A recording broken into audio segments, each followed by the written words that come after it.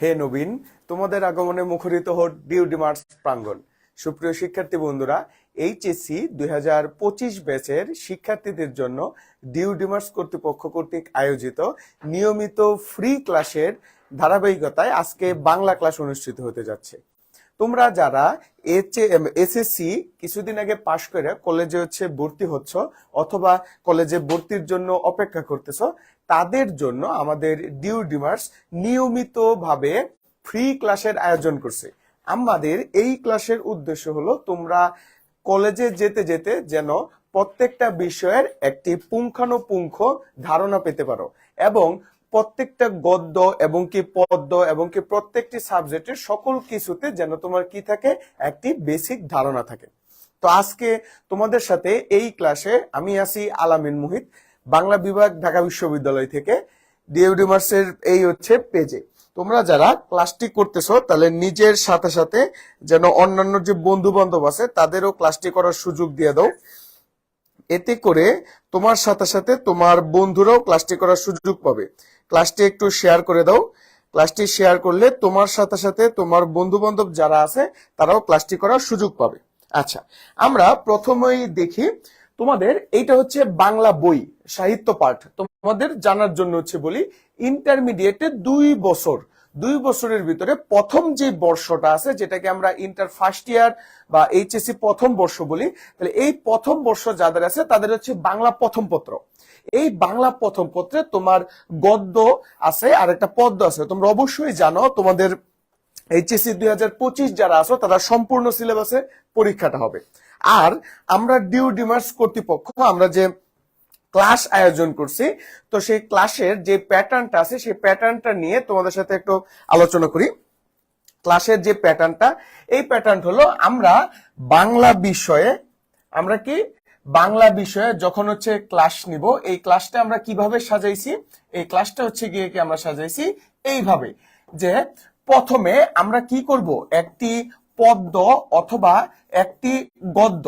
যেহেতু তোমাদের অনেকের এখনো কলেজে ভর্তি হওয়া শেষ হয় নাই বা অনেকে এখনো কলেজেই যাইতে পারো নাই, তাই অনেকে বই হয়তো বা কিনো নাই বা ওই পরিমাণে এখনো পড়াশোনাটা শুরু করো নাই, তাই আমরা প্রত্যেকটি গদ্য এবং কি পদ্য দুইটি অংশে পড়ার চেষ্টা করব। অর্থাৎ একটি গদ্য এবং পদ্যের ভিতরে তুমি 2 দিনে একটা গদ্য এবং কি পদ্য শেষ করবা। তো এই গদ্য এবং পদ্যের পরে যেই গদ্য এবং কি যেই পদ্যটা তোমাকে পড়ানো হলো, ধরো আজকে একটা গদ্য পড়ানো হয়েছে, যেই গদ্যটার উপর পড়ানো হবে ওই গদ্যটার উপর 20টি করে সিকিউ ক্লাস হবে। সিকিউ ক্লাস অর্থাৎ ওই গদ্য থেকে কিভাবে তোমার রচনামূলক প্রশ্ন আসতে পারে বা রচনামূলকের যে উদ্দীপকটা আছে এটা তুমি কিভাবে ধরবা বা এটার সাথে রিলেট করবা, এই সম্পর্কিত একটা ক্লাস হবে। আচ্ছা, তারপরে ওই যে গদ্য এবং পদ্যটা তুমি পড়বা সেটার এমসিকিউ একটা ক্লাস হবে। সেটা ন্যূনতম 100টি এমসিকিউ হবে প্রত্যেকটি পাঠের উপর। অর্থাৎ গদ্য যদি যেই একটা গদ্য পড়াবো ওইটার উপর 100টা এমসিকিউ, যেই পদ্যটা পড়াবো ওইটার উপর 100টা এমসিকিউ। তাহলে দেখো, একটি অংশের জন্য অর্থাৎ একটি পাঠের জন্য, যেটা গদ্য হোক বা পদ্য হোক যাই কিছু হোক, একটি পাঠের জন্য তুমি 2, 3, 4টি ক্লাস পাচ্ছ। কয়টি ক্লাস? 4টি ক্লাস। এতে করে তোমার আর একটি গদ্য অথবা একটি পদ্য নিয়ে আর চিন্তা ভাবনা করতে হবে না। তাই তোমরা সবার আগে ডিউডিমার্সের পেজে গিয়ে কি চোখ রাখো, যাতে করে তোমাদের এই ফ্রি ক্লাসের যে ফায়দাটা আছে সেটা উসুল করতে পারো। তোমরা যারা বন্ধু বান্ধব আছে, আচ্ছা লাইভ আটকে যাচ্ছে বারবার, এটা তোমার নেটে একটু সমস্যা হচ্ছে আর কি। হ্যাঁ, তোমরা সবাই ক্লাসটা একটু শেয়ার করে দাও এবং বন্ধুদের মেনশন করে দাও, যাতে তোমার সাথে সাথে তোমার বন্ধুরাও ক্লাসটি করতে পারে। তাহলে চলো আমরা আজকে ক্লাসে ফিরে যাই। আমরা ক্লাসে ফিরে যাওয়ার ভিতরে আমরা প্রথমেই আজকে একটি গল্প পড়ি। আচ্ছা, তোমাদের এখানে যে গল্পটা আছে, সর্বপ্রথমে যে গল্পটা আছে সেটা হলো অপরিচিতা। অপরিচিতা রবীন্দ্রনাথের লিখিত কি একটি গল্প, যেটাকে আমরা ছোট গল্প বলি। আচ্ছা, তারপরে আমরা বিলাসী হচ্ছে পড়বো, গৃহ পড়বো, আহ্বান পড়বো, আমার পথ পড়বো। তো আজকে যেহেতু প্রথমে আমরা অপরিচিতাটা আছে, আমরা অপরিচিতাটা পড়ি। আজকের যে হচ্ছে ক্লাসটা হচ্ছে, এই ক্লাসের মাধ্যমে তুমি বইয়ের কোন লাইনটা গুরুত্বপূর্ণ এবং কি কি তথ্য তোমার জানতে হবে সে সম্পর্কিত দাগিয়ে দেওয়া হবে, যেটাকে তোমার বই দাগানোর হচ্ছে ক্লাসও তুমি বলতে পারো। এতে করে তোমার কি হবে, তোমার হইতেছে পরবর্তী সময় শিক্ষক যখন কলেজে ক্লাস করাবে তখন তোমার কি আর নতুন করে দাগাতে হবে না। তাহলে আমরা একটু চলে যাই অপরিচিতাতে। অপরিচিতাতে আমরা একটু চলে যাচ্ছি। এর মাঝখানে যতটুকু সময় হলো, যতটুকু সময় তোমরা তোমাদের বন্ধুদেরকে মেনশন দিয়ে দাও। দেখলাম আমরা অপরিচিতাতে হচ্ছে গিয়ে কি চলে আসলাম। এই অপরিচিতা সম্পর্কে আমরা প্রথমে একটু ধারণা নিই। এই অপরিচিত হইলো বেড়া মানুষ ছেঁকা খাওয়ার মতো আর কি। হ্যাঁ, সেখানে আমরা একটা নায়ক দেখব। সেই নায়কের নাম কি? অপরিচিতার নায়ক। অপরিচিতার যে একটা নায়ক আছে, সে নায়কের নাম কি? সে নায়কের নাম হচ্ছে অনুপম। আচ্ছা, তারপরে একজন হচ্ছে গিয়ে কি নায়িকা আছে। নায়ক যেখানে আছে সেখানে যদি নায়িকা না থাকে তাহলে তো সমস্যা। তাহলে নায়িকার নাম কি? নায়িকার নাম হচ্ছে কল্যাণী। নায়িকার নাম কি? কল্যাণী। আচ্ছা, এরপরে কিছু হচ্ছে প্রধান চরিত্রের ভিতরে আরেকটা আছে, সেটা হচ্ছে শ্বশুর। সেই শ্বশুরকে, শ্বশুর হচ্ছে শম্ভুনাথ সেন। তো এই তিন জনের মূলত হচ্ছে গিয়ে কি কাহিনীটা। আরো কিছু প্রধান চরিত্র আছে, মামা নামে একটা চরিত্র আছে, তারপর মা আছে, হরিশ নামে চরিত্র আছে, এগুলো অপ্রধান চরিত্র। তো এইটা হইতেছে গিয়ে কি মূল পড়ার বিষয়।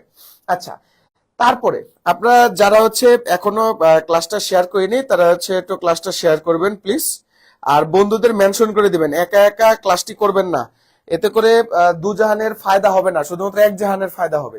তো দেখি আমরা প্রথমে লেখক পরিচিতি। রবীন্দ্রনাথ ঠাকুর 1861 খ্রিস্টাব্দের 7ই মে, 1268 বঙ্গাব্দের 25শে বৈশাখ কলকাতার জোড়াসাঁকোর বিখ্যাত ঠাকুর পরিবারে জন্মগ্রহণ করছে। এইখানে নিচে একটু হচ্ছে গিয়ে দাগ দিবেন। তারপর তার পিতার নাম কি ছিল? দেবেন্দ্রনাথ ঠাকুর। মাতার নাম শারদা দেবী। বিশ্বকবি অভিধায় সম্ভাষিত রবীন্দ্রনাথ ঠাকুর বাংলা সাহিত্যের প্রথম স্বার্থ ছোট গল্প রচয়িতা। তাহলে আমাকে যদি বলে বাংলা ছোট গল্পের প্রথম সার্থক রচয়িতাকে, আমরা বলবো রবীন্দ্রনাথ ঠাকুর। যদি আবার বলা হয় বাংলা ছোট গল্পের জনককে, তাহলে সেটাও কি হবে? রবীন্দ্রনাথ ঠাকুর। এখানে একটা দাগ দিবেন। বাংলা ছোট গল্পের শ্রেষ্ঠ শিল্পী, তাহলে যদি বলা হয়, দেখেন অনেক সাহিত্যিক এবং হচ্ছে গিয়ে কি লেখক আপনার কি করছে? ছোট গল্প রচনা করছে, কিন্তু শ্রেষ্ঠ হইতে পারে নাই। তাহলে তাদের ভিতরে শ্রেষ্ঠটাকে, শ্রেষ্ঠটা হলো রবীন্দ্রনাথ ঠাকুর। তাহলে আমি যদি বলি বাংলা ছোট গল্পের জনককে, রবীন্দ্রনাথ ঠাকুর। বাংলা ছোট গল্পের শ্রেষ্ঠ শিল্পীকে, সেটাও কি হবে? রবীন্দ্রনাথ ঠাকুর। তার লেখনীতে বাংলা ছোট গল্পের উদ্ভব, বিকাশ, সমৃদ্ধি ঘটেছে। তার ছোট গল্প বিশ্ব সাহিত্যের শ্রেষ্ঠ ছোট গল্পগুলোর সমতুল্য। 1284 বঙ্গাব্দে মাত্র 16 বছর বয়সে ভিখারিণী রচনার মাধ্যমে তার ছোট গল্প লেখার আত্মপ্রকাশ ঘটে। 1284 বঙ্গাব্দে, একটু মনে রাখবেন সবাই, রবীন্দ্রনাথ ঠাকুরের প্রথম কাব্য গ্রন্থ হলো বনফুল। এটা প্রকাশিত হয়েছে কত বছর বয়সে? এটা প্রকাশিত হয়েছে 15 বছর বয়সে। 15 বছর বয়সে। আর যদি বলে এটা প্রথম কাব্যগ্রন্থ, যদি রবীন্দ্রনাথ ঠাকুরের বলে যে প্রথম ছোট গল্প কোনটি, আমাকে যদি প্রশ্ন করা হয় রবীন্দ্রনাথ ঠাকুরের প্রথম ছোট গল্প কোনটি, তাহলে আমরা কোনটি বলবো? ভিখারিণী। আগের স্বীকার, পরে কি দীর্ঘিকার, ভিখারিণীটা। আচ্ছা, তাহলে যদি বলা হয় রবীন্দ্রনাথ ঠাকুর কত বছর বয়সে ছোট গল্প রচনা করছে, আমরা বলবো 16 বছর বয়সে। যদি বলে রবীন্দ্রনাথ ঠাকুর কত বছর বয়সে কাব্য প্রকাশ করছে, তখন আমরা বলবো 15 বছর বয়সে। বুঝতে পারছি? অর্থাৎ কবিতা বা কাব্যগ্রন্থ রচনার 1 বছর পরে সে ছোট গল্প রচনা করছে। আচ্ছা, তারপরে এরপর তার জীবনের প্রায় শেষ দিন পর্যন্ত দীর্ঘ 64 বছরে তিনি অখণ্ড গল্পগুচ্ছে সংকলিত 95টি ছোট গল্প রচনা করছেন। কতটি ছোট গল্প? 95টি ছোট গল্প। আমরা আরো কিছু তথ্য দেই, একটু হচ্ছে গিয়ে কি তথ্যগুলো একটু দেখেন। আমরা আরেকটু হইতেছে গিয়ে কি তথ্য দেই আপনাকে, একটু সবাই হইতেছে গিয়ে কি দেখবেন, আর একটু তথ্য দিচ্ছি। এই রবীন্দ্রনাথ ঠাকুরের রবীন্দ্রনাথ ঠাকুর জীবিত ছিল কত বছর? জীবিত ছিল 80 বছর। কত বছর জীবিত ছিল? রবীন্দ্রনাথ ঠাকুর 80 বছর জীবিত ছিল। আচ্ছা, সে ছোট গল্প লেখা শুরু করে, তাইলে সে ছোট গল্প লেখা শুরু করে কত বছর বয়সে? 16 বছর বয়সে।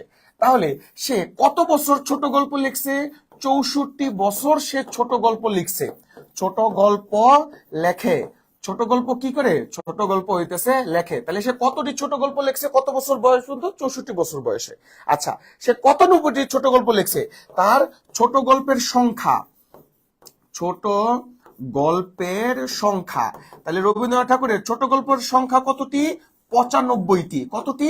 95টি। ছোট গল্পের বই, ছোট গল্পের বই কয়টি আছে? 3টি। সেটা কি কি? সে গল্প স্বল্প, সে গল্প স্বল্প, লিপিকা। সে গল্প স্বল্প কি? লিপিকা। তাহলে আমরা যদি বলি রবীন্দ্রনাথ ঠাকুর কত বছর জীবিত ছিল? রবীন্দ্রনাথ ঠাকুর 80 বছর হচ্ছে রবীন্দ্রনাথ ঠাকুর কত বছর বয়সে জীবিত ছিল? 80 বছর বয়স জীবিত ছিল। রবীন্দ্রনাথ ঠাকুর কত বছর বয়সে আপনার ছোট গল্প লেখা শুরু করছে? 16 বছর বয়সে। তাহলে সে কত বছর ছোট গল্প লিখছে? 64 বছর হচ্ছে ছোট গল্প হইতেছে গিয়ে কি লিখছে। রবীন্দ্রনাথ ঠাকুরের 64 বছর জীবনে কতটি ছোট গল্প লিখছে? 195টি ছোট গল্প লিখছে। তার ছোট গল্পের বই কি কি? সে গল্প স্বল্প, লিপিকা। সে গল্প স্বল্প কি? লিপিকা। আচ্ছা, তারপর আমরা আবার বইয়ের ভিতরে হচ্ছে গিয়ে কি ফিরে যাই।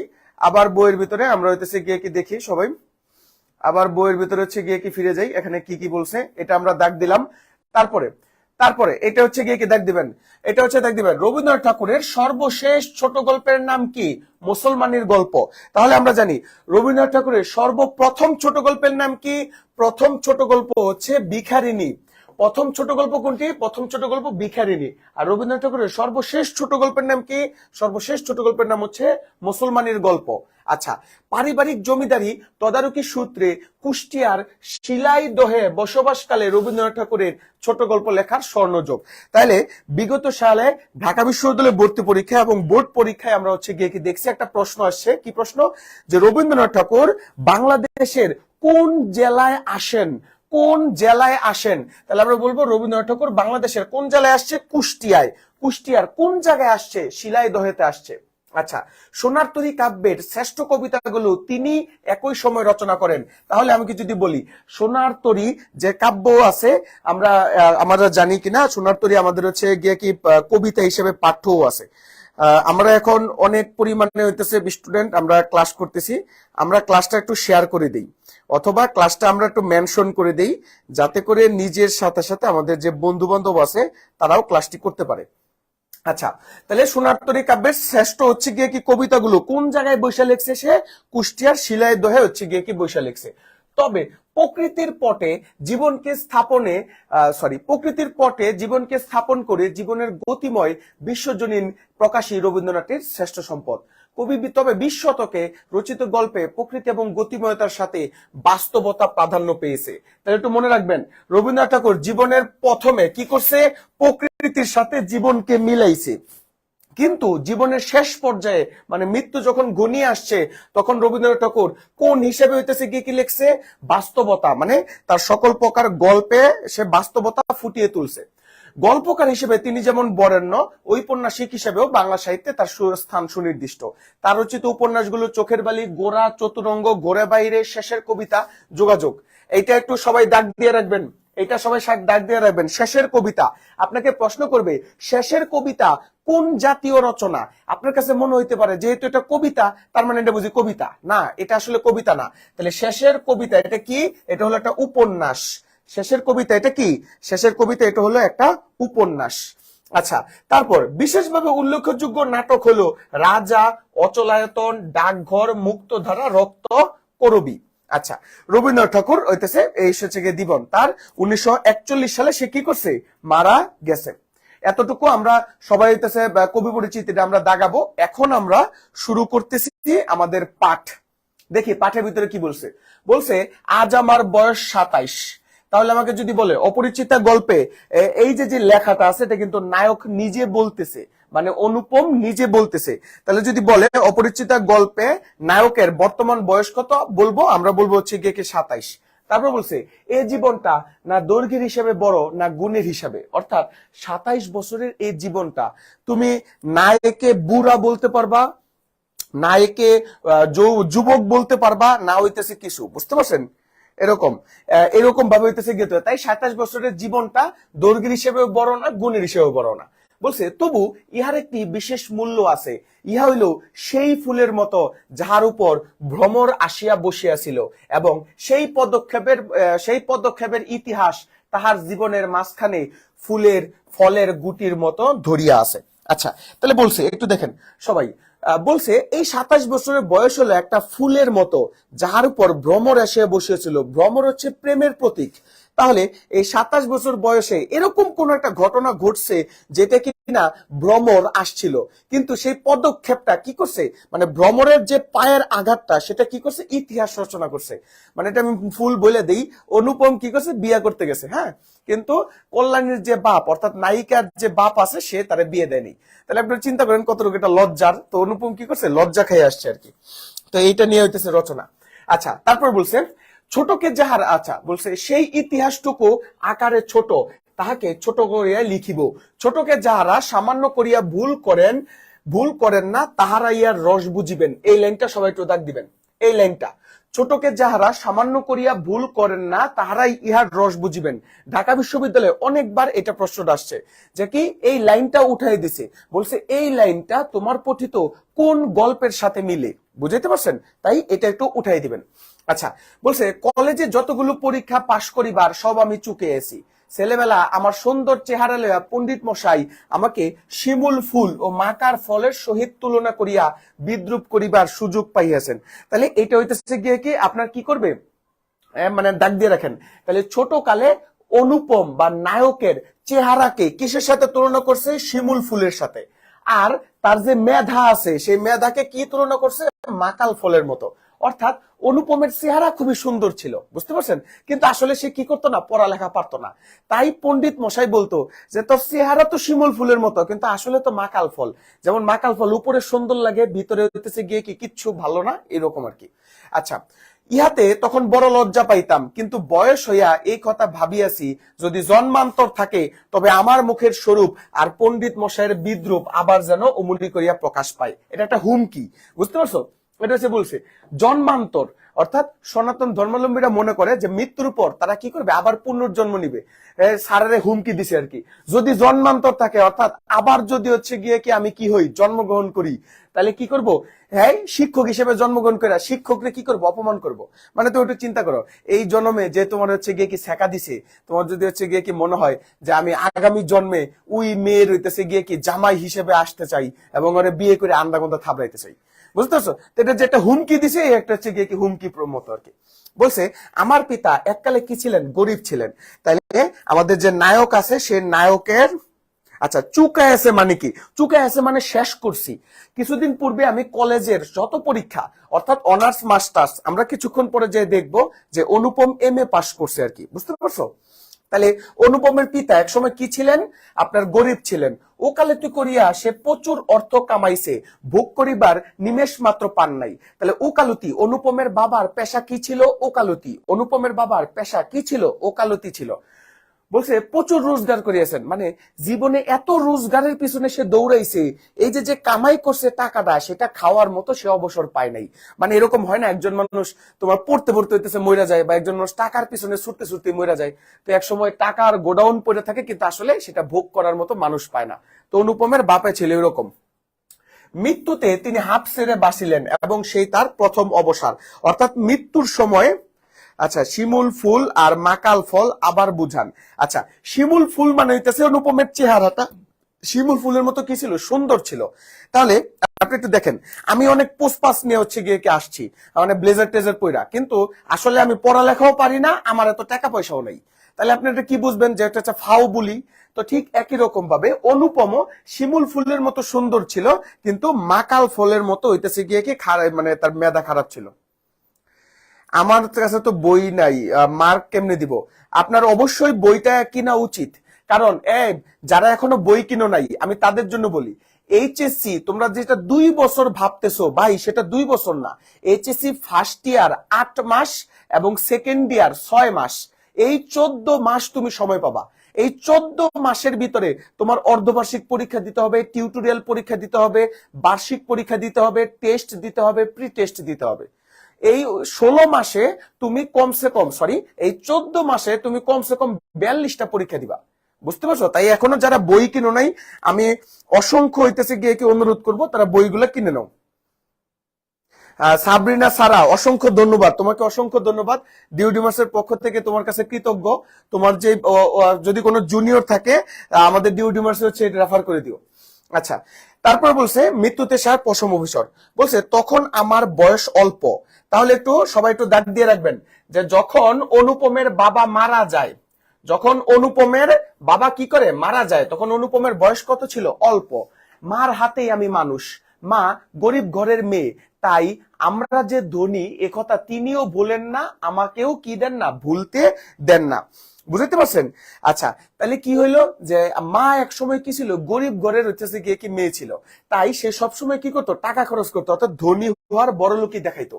বলছে শিশুকালে আমি মানুষের কোলে কোলেই মানুষ, তাই বোধ করি আমার শেষ পর্যন্ত পুরো বয়সে হইল না, এখনো আমাকে দেখলে মনে হইবে অন্নপূর্ণার কোলে গজাননের ছোট ভাইটি। অর্থাৎ যেহেতু সে সবচেয়ে ছোট সন্তান, তাই সে খুব কি ছিল, আদরের ছিল। তাই আদরের সন্তান দেখবা যে কোনোদিন কি হয় না, বড় হয় না।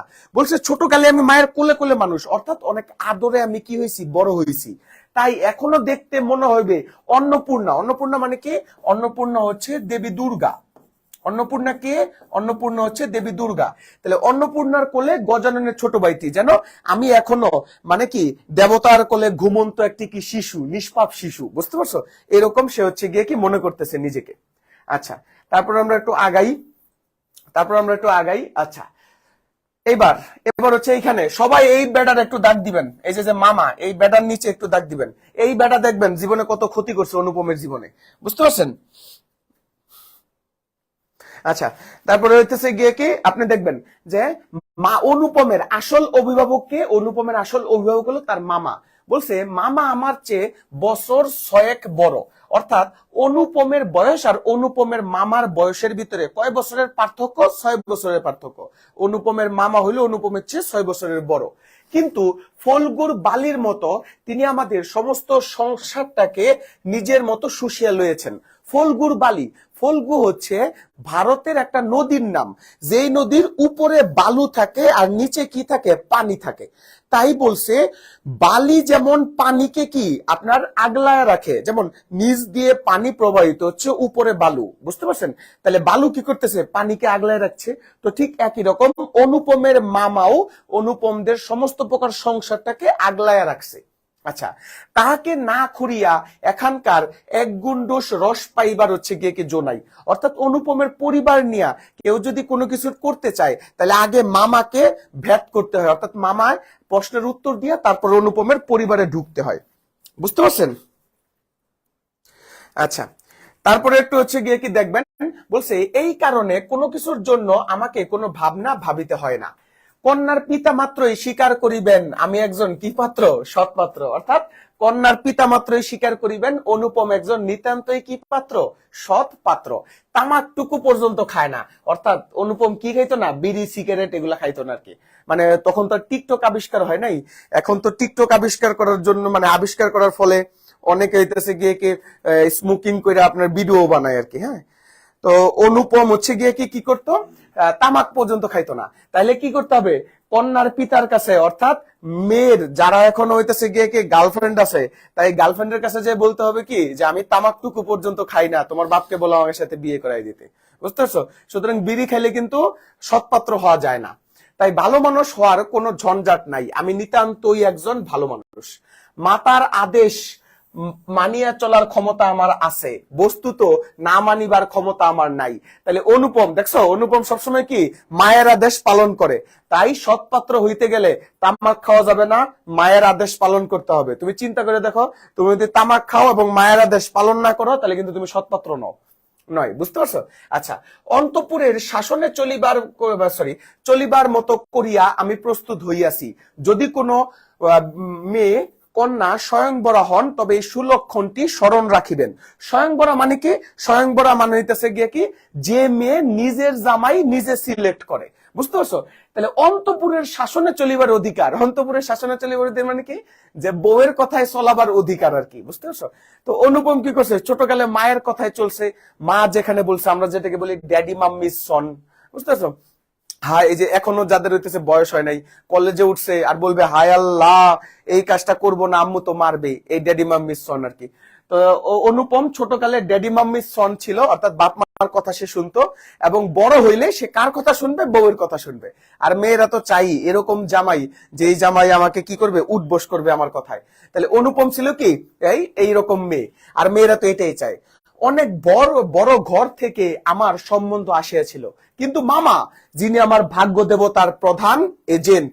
তাহলে তো এটার ভিতরে দাগ দিয়ে রাখবেন সবাই, এটা সারা জীবন প্রশ্ন আসবে, যে অনুপমের ভাগ্য দেবতার প্রধান এজেন্ট কে? অনুপমের ভাগ্য দেবতার প্রধান এজেন্ট হলো তার মামা। বিবাহ সম্বন্ধে তার একটা বিশেষ মত ছিল, আপনি চিন্তা করে দেখেন, বিয়ে করবে অনুপম, কিন্তু বিয়ে সম্পর্কে মতামত দিবে মামা। আপনি চিন্তা করতেছেন জিনিসটা কি? মানে আপনি একটা বিয়ে করবেন, সবার আগে মামার কাছ থেকে অনুমতি নেবেন, মামা আমি কি বিয়ে করতে পারি? আবার আপনি বউর সাথে একটু দেখা করবেন, মামাকে যে জিজ্ঞেস করতে হবে যে মামা আমি কি হইতেছে গিয়ে কি আমার স্ত্রীর সাথে একটু দেখা করতে পারি? তো অনুপম ছিল ওই রকম ড্যাডি মাম্মির সন আর কি, বুঝতে পারছো? ধনির কন্যা মামার পছন্দ নয়, তাহলে মামা কোন কন্যা পছন্দ করেন না? মামা ধনির কন্যা পছন্দ করে না, মামা গরিব ঘরের মেয়ে পছন্দ করে। বলছে আমাদের ঘরে যে মেয়ে আসবে সে মাথা হেট করিয়ে আসবে, অর্থাৎ অনুপমের মামা চায় যে গরিব ঘরের মেয়ে যদি আসে তাহলে সবসময় মাথা নিচ করে থাকবে, তাকে শাসন করা যাবে, তাকে শোষণ করা যাবে, এরকম। অথচ টাকার প্রতি আসক্তি তার অস্থি মজ্জায় নিহিত। তাহলে অনুপমের মামার টাকার প্রতি আসক্তি প্রত্যেকটা অস্থি মজ্জায় নিহিত, মানে কি আপনার হাড়ের ভিতরে আছে। তিনি এমন বেহাই চান, বেহাই মানে কিন্তু বেআই, মানে বিয়ের পর যে হয়। বলছে টাকা নাই, যাহার টাকা নাই অথ টাকা দিতে কখনো কসুর করবে না। কসুর মানে কি, কখনো কাল বিলম্ব করবে না, বুঝতে পারছেন?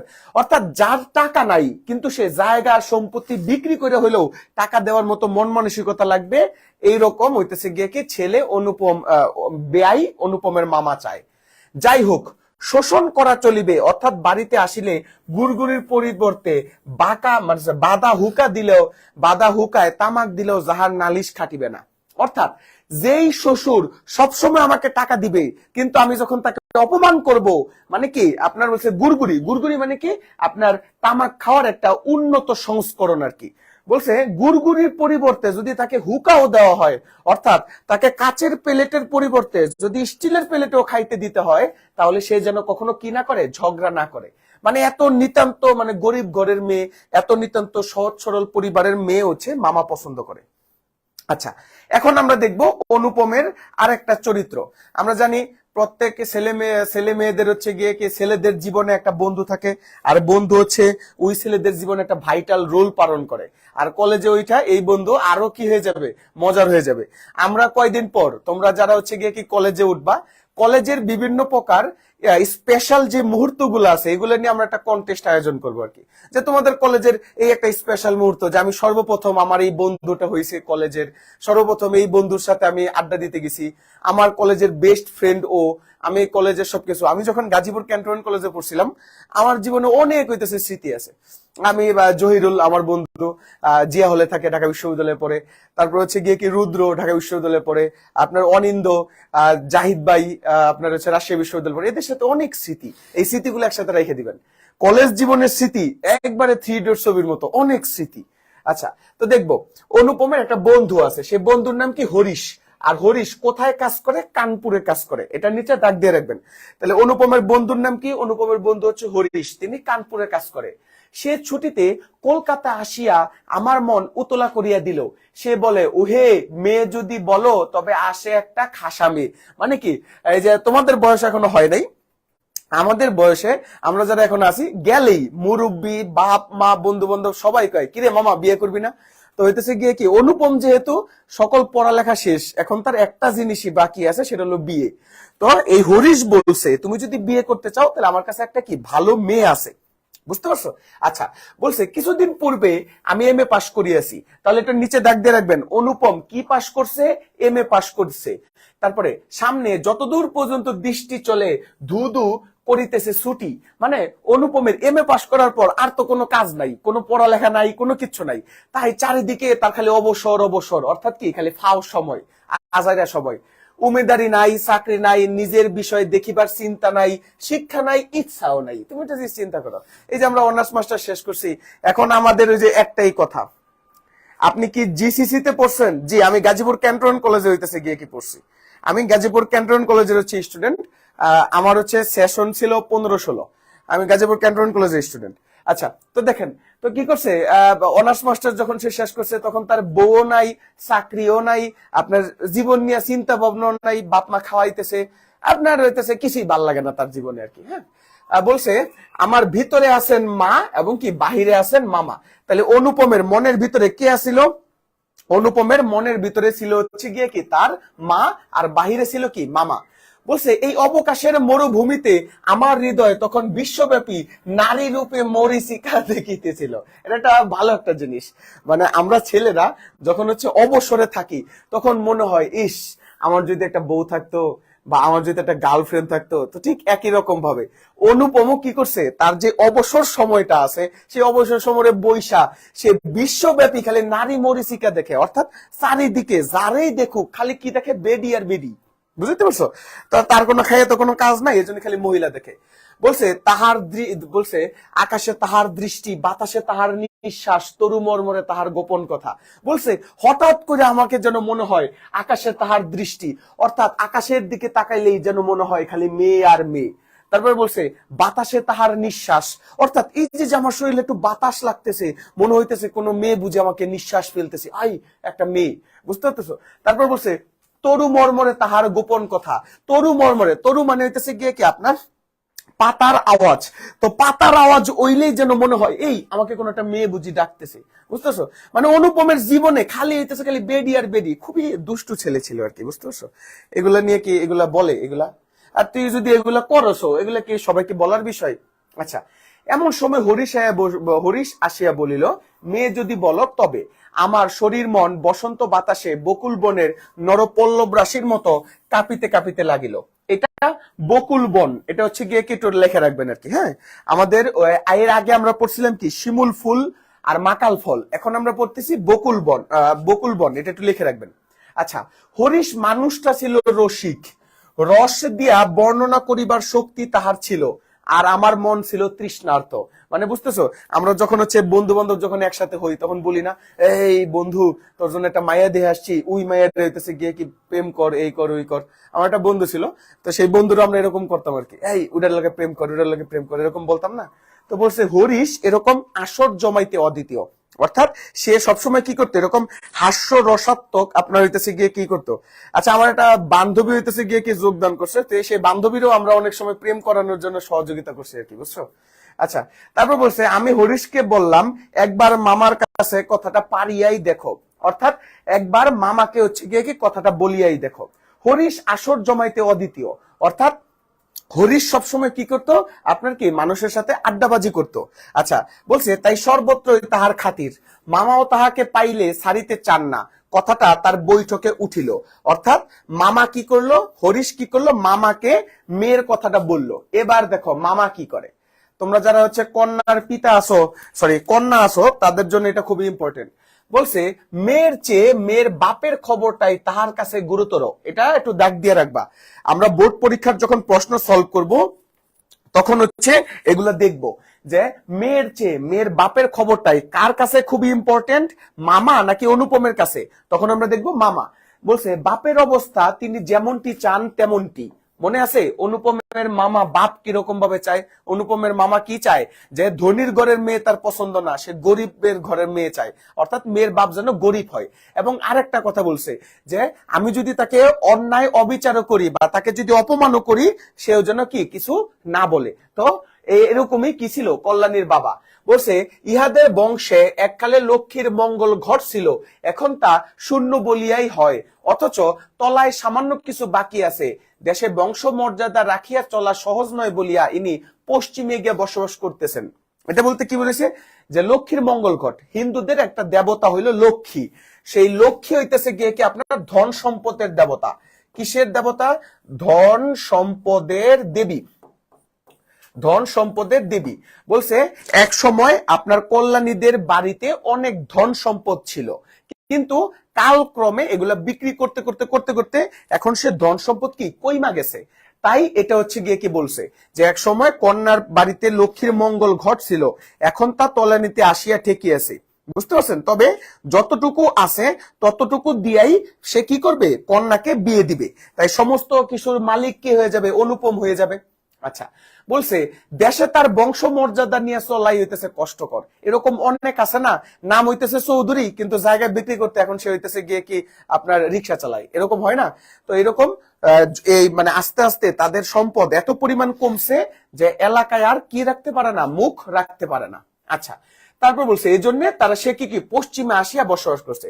এসব ভালো কথা, কিন্তু মেয়ের বয়স যে 15, একটু সবাই নিচে দাগ দিয়ে রাখবেন। আপনাকে এরকম ভাবে প্রশ্ন করবে ঢাকা বিশ্ববিদ্যালয় সহ বিভিন্ন প্রকার পাবলিক বিশ্ববিদ্যালয় এবং কি বোর্ড কোশ্চেনে এটা প্রশ্ন আসছে যে অনুপম যে মেয়েটাকে কল্যাণীকে বিয়ে করতে চাইছিল সে কল্যাণীর বয়স কত ছিল? বয়স হইতেছে 15 ছিল। তাহা শুনিয়া মামার মন ভার হইল, বংশে কোনো দোষ নাই তো? না, দোষ নাই। বাপের কোথাও তার মেয়ের জন্য যোগ্য বর খুঁজিয়া পান না। অর্থাৎ পূর্বে কি করা হইতো, যেই মেয়ের বয়স যত কম ছিল সেই মেয়ে বিবাহের জন্য তত উপযুক্ত ছিল। তো 15 বছর বয়স মানে আগে অনেক হইতেছে, যেমন আমার দাদি নাকি 15 বছর বয়সে আপনার হচ্ছে কে দুইটা ছেলের মা হয়েছে। বুঝতে পারছেন? তো 15 বছর বয়স মানে হইতেছে অনেক বুড়ি বয়স হিসেবে ধরা হয়। তো এই জন্যই অনুপমের মামা বলল আচ্ছা এত বছর এত বয়স পর্যন্ত মেয়ের যে বিয়ে হয় নাই, মেয়ের বংশে কোনো দোষ নাই তো, অথবা মেয়ের বংশে কোনো খারাপ কিছু নাই তো, বা হইতেছে গিয়ে কি আপনার মেয়ের যে আছে চরিত্র আছে, চরিত্রে কোনো ডিস্টার্ব নাই তো, তবে হইতেছে গিয়ে কি দেখছে যে না, কল্যাণীর চরিত্রে অর্থাৎ মেয়ের চরিত্রে কোনো খারাপ নাই। কেন সে হইতেছে গিয়ে কি বিয়ে করতে পারতেছে না? কারণ তার জন্য যোগ্য বর খুঁজে পাওয়া যাচ্ছে না। অর্থাৎ কল্যাণী যেই পরিমাণ যোগ্য ছিল সেই পরিমাণ যোগ্য বর খুঁজে পাওয়া যাচ্ছে না। তারপর এটা একটু নিচে দাগ দিবেন, একে তো বরের হাট মহার্ঘ, তাহার উপর ধনুক ভাঙা পণ, কাজেই বাপ কেবল সবুর করিতেছে কিন্তু কন্যার বয়স সবুর করিতেছে না। একে তো বরের হাট মহার্ঘ মানে যোগ্য এবং ভালো পাত্র পাওয়া যাচ্ছে না, আবারও ধনুক ভাঙা পণ। ধনুক ভাঙা পণ মানে কি? তীব্র আপনার কি যৌতুক, অর্থাৎ অনেক বেশি যৌতুক দিতে হয়। তো অনেক সময় আমরা হচ্ছে আগে জানি যৌতুকের কারণে অনেক মেয়ের সংসার ভেঙে যাইত, বা যৌতুকের কারণে অনেক মেয়ের বিয়ে হইতো না। আমরা বাংলা সিনেমায় অনেক দেখছি যে হচ্ছে ইলিয়াস কাঞ্চন বিয়ে করতে গেছে কিন্তু এটিএম শামসুজ্জামান বিয়ে করতে দিবে না যৌতুক না থাকার কারণে, বা একটা বাইসাইকেল না দেওয়ার কারণে। তখন ইলিয়াস কাঞ্চন বলছে বাবা আমি হচ্ছে গিয়ে এই মেয়েকে বিয়ে করব বিনা যৌতুকে। আচ্ছা, এটা কে বলছে ভাইয়া? এটা কেউ বলে নাই, মানে এটা হইতেছে গিয়ে কি বলতেছে যে কেন আপনার কল্যাণীর এখনো বিয়ে হয় নাই। বুঝতে পারছেন? তো কল্যাণীর বিয়ে না হওয়ার কারণটা কি? একে তো বরের হাট মহার্ঘ অর্থাৎ যোগ্য বর মানে যোগ্য আপনার ছেলে খুঁজে পাওয়া যাচ্ছে না, অপর তো ধনুক ভাঙা পণ। এই দুইটা কারণে কল্যাণীর এখনো বিয়ে হয় নাই। তাহলে আমাকে যদি প্রশ্ন করে কল্যাণীর বিয়ে হয় নাই কয়টি কারণে? দুইটি কারণ। কি কি? একে তো ধনুক ভাঙা পণ, আরেকটা হইতেছে কি বরের মহার্ঘ মানে সহজে বর পাওয়া যাচ্ছে না। তাই দেখেন তো আপনি একটা জিনিস, বাপ সবুর করে, অর্থাৎ আপনি যদি এখন মনে করেন যে আমি এখন পড়াশোনা করব না, আগামী 5 বছর পড়াশোনা করব, আপনার বয়স কি আটকে থাকবে? যখন আমরা করোনার সময় 18 মাস বা দীর্ঘ 2টা বছর আমরা যখন বাড়িতে লকডাউন ছিলাম, আমাদের বয়সও কি লকডাউন ছিল? আমাদের বয়স কি বাড়ে নাই? বা আপনি যখন যেই ক্লাসেই ছিলেন সেই ক্লাসের থেকে আপনি তো হচ্ছে গিয়ে কি বড় হন নাই, কিন্তু আপনার বয়স কি থেমে দিছি? না, বয়স থেমে নেই। তাই হইতেছে বলছে কাজেই বাপের মানে কি বাপ কেবল সবুর করিতেছে কিন্তু বয়স সবুর করতেছে না, অর্থাৎ বাপে বৈশা রয়েছে কিন্তু বয়স তার বৈশা নেই, বয়স বাড়তেছে। আচ্ছা, যাই হোক, হরিশের সরস রচনার গুণ আছে, মামার মন নরম হইল মানে হরিশ মামাকে পটায় ফেলছে। বিবাহের ভূমিকা অংশটা নির্বিঘ্নে সমাধা হইয়া গেল। কলিকাতার বাহিরে যে বাকি যে পৃথিবীটা আছে সমস্তটাই মামা আন্দামান দ্বীপের মতো মনে করে। নিচে দাগ দিবেন, অর্থাৎ মামা কোনোদিন কলকাতার বাইরে যায় নাই। আন্দামান দ্বীপ কি? ভারতের বা বঙ্গোপসাগরের একটা বিচ্ছিন্ন দ্বীপ। তো মামা মনে করে যে পৃথিবীটা বুঝি কলকাতার ভিতরে সীমাবদ্ধ। বুঝাইতে পারছেন? মামা মামা কোনোদিন কলকাতা থেকে বাইরে যায়ও নাই, সে বাইরের পৃথিবী সম্পর্কে জানেও না। যেমন আমি যদি সারাদিন ঘরের ভিতরেই থাকি, তাহলে আমার হইতেছে গিয়ে কি ঘরটাই হইতেছে কি হয়ে যাবে, আপনার একটা সংযুক্ত হয়ে যাবে না, আমি ঘরের বাইরে কি চিন্তা ভাবনা করতে পারবো না। বুঝতে পারছেন? যেমন এখনো যারা ডিউ ডিমার্স এর পেজের সাথে যারা যুক্ত হয় নাই, তারা কিন্তু এই যে বাংলার যে একটা মজার গল্প আছে, সেই গল্পের ক্লাসটা কিন্তু তারা পায় নাই। বুঝতে পারছেন? আপনি তাদের থেকে একটু আগায় গেলেন, আপনি নিজে একটা স্পেশাল, আপনি বলতে পারবেন কালকে একটা ডিউ ডিমার্স এর ক্লাস করছিলাম, অপরিচিতার যে একটা মজার যে একটা গল্প আছে, সেই গল্প সম্পর্কে অনেক কিছু জানতে পারছি। বুঝতে পারছেন? এইটাই হচ্ছে স্পেশালিটি। আচ্ছা, তারপর বলছে জীবনে একবার বিশেষ কাজে তিনি কোন নগর পর্যন্ত গিয়েছিলেন। তাহলে মামা জীবনে তার যত বছর বয়স হয়েছে, এই জীবনে সে একবার কলকাতার বাইরে কোন জায়গা পর্যন্ত গেছে, কোন নগর পর্যন্ত গেছে। বলছে মামা যদি মনু হইতেন তবে তিনি হাবড়ার পুল পার হওয়া থেকে সংহিতা থেকে নিষেধ করতেন। আচ্ছা, মনু কি? মনু হইতেছে ধর্মর নীতি নির্ধারক। ধর্মের কি? ধর্মের হচ্ছে নীতি নির্ধারক। তাহলে বলছে হচ্ছে গিয়ে কি মামা যদি ধর্মের নীতি নির্ধারক হইতেন, তাহলে সংহিতা কি? সংহিতা হচ্ছে একটা বইয়ের নাম। বইয়ের নাম যেখানে অনেক প্রকার আইন লেখা থাকে, বইয়ের নাম। বলছে মামা যদি মনু হইতেন, বা মামা যদি কোন দেশের বা কোন ধর্মের আইন প্রণীতা হইতেন, তাহলে হাবড়ার বুল পার হওয়াটাকে একেবারে নিষিদ্ধ করে দিতেন। মানে হইতেছে গিয়ে কি যে জীবনে হইতেছে গিয়ে কি কোনোদিন বাইরে বের হয় নাই, সে তো আর পারবে না। আচ্ছা ভাইয়া, আগের গল্পগুলার ক্লাস কি শেষ? না আপু, আমরা হইতেছে আজকেই আমরা 25 ব্যাচের ওরিয়েন্টেশন ক্লাস লঞ্চ করছি। আমরা হইতেছে নিয়মিত ভাবে আপনাকে ফ্রি হইতেছে 25 ব্যাচের হচ্ছে গিয়ে ক্লাসগুলো নিব। আমাদের 9:30টায় ইংরেজি ক্লাস আছে এবং কি 7:30টায় বাংলা ক্লাস হবে। রুটিনটা আমাদের ডিউ ডিমার্স এর পেজে দেওয়া আছে, আপনি একটু দেখে নেবেন। আচ্ছা, তাইলে যেমন আপনাকে যেমন আমাদের ধর্ম অনেক বলছে যে তুমি মদ খাবা না, মদ খাওয়া আমাদের ধর্মে নিষেধ, জুয়া খেলা আমাদের ধর্মে নিষেধ, যৌতুক নিয়ে আমাদের ধর্মে নিষেধ। তো ঠিক একই রকম বলছে মামা যদি বলতো এই কলকাতা থেকে যে বাইরে যাবে সে হিন্দু ধর্ম থেকে খারিজ, মানে নিষেধ করে দিত আর কি। বুঝতে পারছেন? আচ্ছা, বলছে মনের মধ্যে ইচ্ছা ছিল নিজের চোখে মেয়েকে দেখিতে আসব, সাহস করিয়া প্রস্তাব করিতে পারলাম না।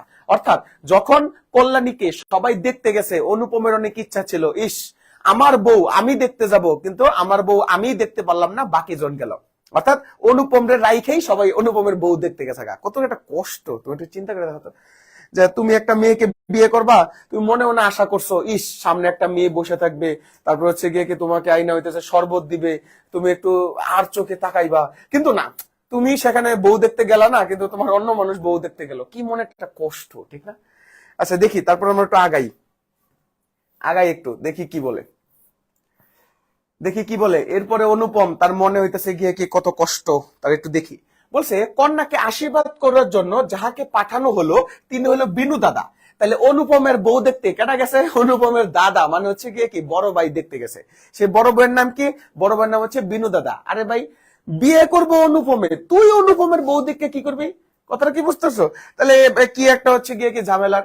বলছে আমার পিস্তত ভাই, তাহলে অনুপমের পিস্তত ভাইয়ের নাম কি? বিনু দাদা। আর বিনু দাদা কি করছে? অনুপমের মেয়ে দেখতে গেছে। বলছে তাহার মতো রুচি আর দক্ষতার পরে আমি 16 আনা নির্ভর করতে পারি। অর্থাৎ বিনু দাদার যে রুচি ছিল, অর্থাৎ তার যে পছন্দ ছিল, কথাটা বলছো, এর উপর অনুপম কি করত? এর উপর ভাইয়া রুটিনটা পাচ্ছি না জি, আমি আমাদের যে ডিউ ডিমার্সের 2025 যে ব্যাচ আছে ওইখানে আমি দিয়ে দিছি, দরকার হলে আজকে রাত্রে আরেকবার দিয়ে দিব। আপনি ক্লাসটা করেন, রুটিনের জন্য মানে বাধা করতে হবে না। আমরা প্রত্যেকটা ক্লাসে আপনাকে অ্যানাউন্সমেন্ট করে দিব, আপনাদের নক দিব, কত রকম ভাবে বিরক্ত করব, রুটিন নিয়ে কোনো চিন্তা নেই, আপনি ক্লাসটা করেন। আচ্ছা, তাহলে বলছে গিয়ে কি বিনু দাদার আপনার যে চয়েসটা ছিল, সে চয়েসটা ছিল কি অত্যন্ত উঁচু চয়েস। বুঝতে পারছেন? আচ্ছা, বলছে বিনু দাদা ফিরে আসিয়া বলল মন্দ নয় হে খাঁটি সোনা বটে। অর্থাৎ বিনু দাদা বলছে অনুপম তোমার জন্য যে একটা মাইয়া সিলেক্ট করছি, পুরা খাঁটি সোনা, মানে করা আর কি। বুঝতে পারতেছো? আচ্ছা, তারপর কি বলছে বিনু দাদার ভাষাটা অত্যন্ত আট। তাহলে বিনু দাদার ভাষাটা কি? অত্যন্ত কি মানে সংযুক্ত, মানে বুঝা কম যায়। যেখানে আমরা চমৎকার বলি সেখানে তিনি বলেন চলনসই, মানে মোটামুটি চলে আর কি, সে কোনোদিন জোর জবরদস্তি করে না, একটা পশ লোক। বুঝতেছেন? আচ্ছা, নামাজের ব্রেক দিবেন না ভাইয়া? আমরা হচ্ছে 9:30টায় আরেকটা ক্লাস আছে, তো আমরা একটু শেষ করে দেই, পরে হচ্ছে এই যে মাঝখানে বিরতিটা থাকবে 9টা থেকে 9:30 পর্যন্ত, অনুরোধ থাকবে তখন একটু নামাজটা পড়েন প্লিজ। আমরা এরপর থেকে নামাজের বিরতি দিব। একটু হচ্ছে গিয়ে কি ক্লাসটা করি। আমরা এখন সবাই অনুপমের বিয়েতে আছি, তো একটা বিচ্ছেদ হয়ে গেলে, আমি জানি এটা আমি ভুল করতেছি, কিন্তু তারপরে একটু বিচ্ছেদ হয়ে গেলে আমরা অনুপমের বিয়ে থেকে ছিটকে যাব একটা দিনের জন্য প্লিজ। আচ্ছা, তারপরে একটু দেখেন, তাহলে আমরা যেখানে বলি চমৎকার সেখানে হচ্ছে চলনসই। অতএব বুঝিলাম আমার ভাগ্যে প্রজাপতির পঞ্চস্বরের সহিত কোনো বিরোধ নাই। তাহলে প্রজাপতি কি? প্রজাপতি হচ্ছে জিমের দেবতা ব্রহ্মা। পঞ্চস্বর হচ্ছে গিয়ে কি? পঞ্চস্বর স্বর হচ্ছে মদন দেবের 5টি বান। মদন দেবের কয়টি বান? 5টি হচ্ছে গিয়ে কি বান। তাহলে মদন দেব হইতেছে গিয়ে কি? মদন দেব হচ্ছে প্রেমের দেবতা। বলছে তাহলে আমার বিয়েতে তাহলে কি প্রেমের দেবতার সাথে সৃষ্টির দেবতার কোনো কি বিরোধ নাই, অর্থাৎ চেলচেলে আমি বিয়েটা করে ফেলাইতেছি। তাহলে অনুপম কি মনে মনে চিন্তা করতেছে, আমার কয়দিন পর বিয়ে, বুঝতে পারতেছো? আচ্ছা, তাহলে বলা বাহুল্য বিবাহ উপলক্ষে কন্যা পক্ষকে কলকাতায় আসিতে হইল। তাহলে একটু নিচে দাগ দিবেন, বিবাহ উপলক্ষে কন্যা পক্ষ কোথায় আসিল? কলকাতায় আসিল। তারপর কন্যার পিতা শম্ভুনাথ বাবু হরিশকে কত বিশ্বাস করতেন তাহার প্রমাণ এই যে বিবাহের 3 দিন পূর্বে তিনি আমাকে প্রথম সচক্ষে দেখতে আসেন এবং আশীর্বাদ করিয়া যান। তাহলে আপনি চিন্তা করেন, অনুপমের সাথে কল্যাণীর বিয়ে হয়েছে, কথাটা বুঝছেন? অনুপম যেমন বিনু দাদার চয়েসের উপর একটা বিশ্বাস রাখছে যে বিনু দাদা যেহেতু চয়েস করছে সুতরাং আমার বউ আসলে একটা কি হবে, চ্যাম্পিয়ন হবে, বুঝতে পারছেন? তো ঠিক একই রকম শম্ভুনাথ সেনও কার উপর বিশ্বাস করছে? শম্ভুনাথ সেন হরিশের উপর বিশ্বাস করছে। হরিশের উপর বিশ্বাস করে সে বিবাহের মানে বিয়ের মাত্র 3 দিন আগে সে কি করছে? অনুপমকে দেখতে আসছে। আচ্ছা, এটা নিচে দাগ দিবেন। আমরা এটা দেখবো ঢাকা বিশ্ববিদ্যালয় সহ বিভিন্ন প্রকার বোর্ড পরীক্ষায় আমরা দেখবো যে এই প্রশ্নটা বারবারই হচ্ছে গিয়ে কে আসে, এই প্রশ্নটা বারবার আসে। ভাবি ছবি তুলেন। তারপর হইতেছে গিয়ে কি তার বয়স 40-এর কিছু এপার কি ওপার। তাহলে অনুপমের যে শম্ভুনাথ সেন আছে, অনুপমের যে শ্বশুর আছে, তার বয়স কত? তার বয়স হলো 40-এর এপার কি ওপার। আচ্ছা, বলছে চুল কাঁচা গোফে পাক ধরিয়াছে। তাহলে আমরা একটু নিচে দাগ দিব শম্ভুনাথ সেন সম্পর্কে। শম্ভুনাথ সেনের বয়স কি ছিল? 40-এর এপার কি ওপার, অর্থাৎ 40 হইতেও পারে, 40 হইতেছে গিয়ে কি নাও হইতে পারে। আচ্ছা, তারপর বলছে তার চুল কি ছিল? কাঁচা, আর গুফ কি ছিল? পাকা। আপনি চিন্তা করেন, মানে রজনীকান্ত আর কি, বুঝতে পারছেন? রজনীকান্ত দেখেন না, দাড়ি সাদা থাকে, মোচ হচ্ছে কালো থাকে। আবার এখানে হইতেছে গিয়ে কি অনুপমের যে শ্বশুর ছিল তার হচ্ছে চুল কাঁচা ছিল, দাড়ি হইতেছে গোফ মানে মোচ ছিল পাকা। আচ্ছা, সে সুপুরুষ বটে। ভিড়ের মধ্যে দেখলে সবার আগে যার উপর হচ্ছে গিয়ে কি চোখ যায় তিনি হইতেছে গিয়ে কি আপনার শম্ভুনাথ সেন। দেখছেন, মানে পুরা রজনীকান্ত। অর্থাৎ একটা ভিড়ের ভিতরে যদি আপনি কি করতে চান, একটা মানুষকে যদি খুঁজে বের করতে চান, সবার আগে যেই সুপুরুষের উপর আপনার চোখ পড়বে তিনি হইতেছে গিয়ে কি আপনার শম্ভুনাথ সেন। আচ্ছা, এবার একটু আমরা তাহলে একটু আগে যাই, আর একটু আগে আসছে দেখি আমরা এটা কি আমরা দেখি হচ্ছে গিয়ে কি বলছি। আচ্ছা, দেখি বলছে আশা করি আমাকে দিনিয়া তিনি খুশি হইয়াছিলেন, বুঝা শক্ত, কেননা তিনি বড়ই চুপচাপ। অর্থাৎ আপনার কি করতো? শম্ভুনাথ সেন খুবই চুপচাপ ছিল। 3 দিন পূর্বে ওখান থেকে আরেকবার পড়ান প্লিজ, নেট প্রবলেমের জন্য বুঝি নাই। আচ্ছা, বলছে যে শম্ভুনাথ সেন হরিশের উপর এতটাই বিশ্বাস করত যে মাত্র 3 দিন পূর্বে সে কি করছে? আপনার অনুপমকে দেখতে আসছে। তো শম্ভুনাথ সেনের বয়স কত ছিল? শম্ভুনাথ সেনের বয়স ছিল 40-এর এপার কি ওপার, অর্থাৎ 40ও হইতে পারে অথবা 40-এর কমও হইতে পারে। তারপর বলছে শম্ভুনাথ সেনের এগুলো কি ক্যারেক্টারিস্টিক মানে বৈশিষ্ট্য, বললাম না সেটা রজনীকান্তের মতো ছিল। তো হইতেছে কি সে শম্ভুনাথ সেনের কাঁচা চুল ছিল, পাকা গোফ ছিল। গোফ মানে কি মোষ, বুঝতে পারছেন? আচ্ছা, তারপরে এখানে দেখি বলছে আশা করি আমাকে দেখে তিনি খুশি হয়েছিলেন, বোঝা শক্ত, কারণ তিনি কি ছিলেন? অনেক চুপচাপ, অর্থাৎ কথা কম বলতেন। যে 2-একটি কথা বলতেন যেন তাহাতে পুরো জোর নাই, মানে একটু সহজ সরল, হ্যাঁ এরকম আর কি হচ্ছে গিয়ে কথাবার্তা বলতেন। আচ্ছা, তারপর বলছে মামার মুখ তখন অনর্গল ছুটিতেছিল। আর যে একটা মামা আছে সে তো মনে করেন যে বলতেছে, মনে করেন যে মামা গ্রেট, বুঝতে পারছেন? সে বলতেই আছে। আচ্ছা, তারপর ধনে মানে আমাদের স্থান যে শহরের কারো চেয়ে কম নয় সেইটিকে তিনি নানা প্রসঙ্গে প্রচার করিতেছিলেন, অর্থাৎ মামা নিজেকে খুব জাহির করতেছে আর কি, বুঝতে পারতেছো? আচ্ছা, শম্ভুনাথ সেন এ কথায় একবারই যোগ দিলেন না, কোন ফাঁকে হু হা শব্দ করলেন, মানে একটু ভাব বুব নিতেছে। তো শম্ভুনাথ সেন তো মনে করে যে এটা কুল ম্যান, সে চিন্তা করতেছে এরকম শুধুমাত্র কি হ্যাঁ হু করতেছে। আচ্ছা, তারপর বলছে যে আমি হইলে দমিয়া যাইতাম, কিন্তু মামাকে দমানো বড় কষ্ট। অর্থাৎ মামার আলোচনার সাথে শম্ভুনাথ সেন যে বিরক্ত হচ্ছে বা শম্ভুনাথ সেন যে শুনতে চাইতেছে না, এটা মামা বুঝতেছে না, বুঝতেছেন? তখন অনুপম বলছে যে আমি যদি হইতাম তাহলে সবসময় কি চুপ হয়ে যাইতাম, বুঝতে পারছেন? কিন্তু মামাকে তো চুপ করানো যাবে না। তিনি শম্ভুনাথ বাবুর চুপচাপ ভাব দেখিয়া লোকটা নিতান্তই নির্জীব এবং একেবারে কোনো তেজ নাই, তিনি শম্ভুনাথ সেনটা খুব চিপচাপ পাইয়া মনে করো যে সে বলছে পাইছি একটা বিআই, এরা মনে করো যে যেমনে পারে সেমনে মনে করো যে হচ্ছে কি করব, শোষণ করব, বুঝতে পারছো?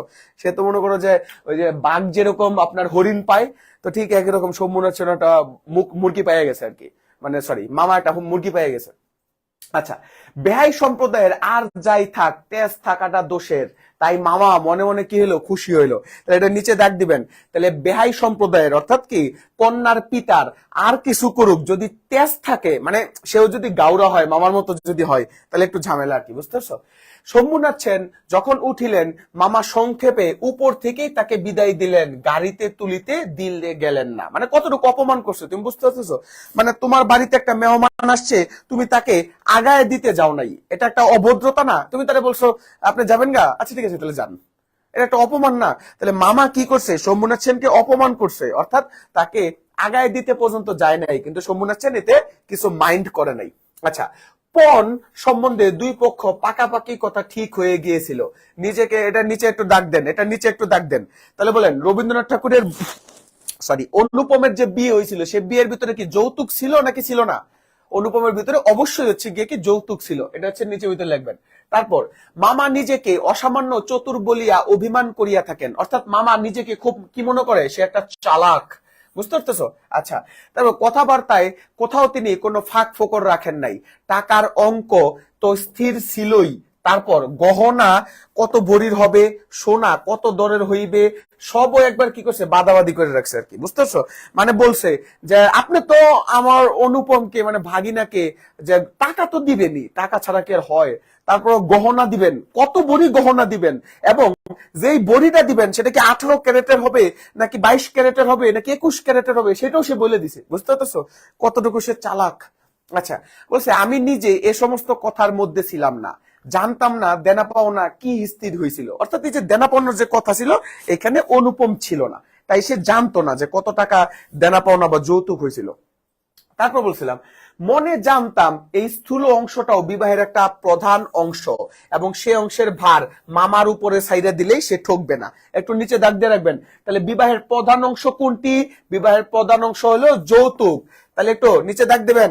আপনাকে যদি হচ্ছে গিয়ে কি বোর্ড প্রশ্ন বা ঢাকা বিশ্ববিদ্যালয়ের প্রশ্নে যদি হচ্ছে গিয়ে কি আসে যে বিবাহের প্রধান অংশ কোনটি, বিবাহের প্রধান অংশ কোনটি, আমরা বলবো কি যৌতুক। তাহলে বিবাহের প্রধান অংশ কোনটি? বিবাহের প্রধান অংশ হচ্ছে যৌতুক। আচ্ছা, তারপর বলছো আশ্চর্য পাকা লোক বলিয়া মামা আমাদের সংসারের প্রধান সামগ্রী, তাই হইতেছে গিয়ে কি গর্বের সামগ্রী। তাহলে এটা বলেন অনুপমের পরিবারের গর্বের। আচ্ছা, রসায়নের ক্লাস চাই, মুশফিকুর রহিম। জি, আমরা বিষয়ভিত্তিক ক্লাসগুলো আগামী হইতেছে সপ্তাহ থেকে আমরা দেওয়া শুরু করব। বিষয়ভিত্তিক ক্লাস যেমন কি হিসাব বিজ্ঞান বা ব্যবসায় শিক্ষার শাখার যে গিয়ে কি সবচেয়ে গুরুত্বপূর্ণ হিসাব বিজ্ঞান, সেটা হবে। তারপর হইতেছে গিয়ে কি আপনার আপনার আইসিটি ক্লাস হবে, ম্যাথ ক্লাস হবে, সকল ক্লাসই হবে। আপনারা ডিউডিমার্সের সাথেই থাকুন, সকল ক্লাস হবে। আচ্ছা, তাহলে অনুপমের পরিবার একটা গর্বের সামগ্রী কি? মামা।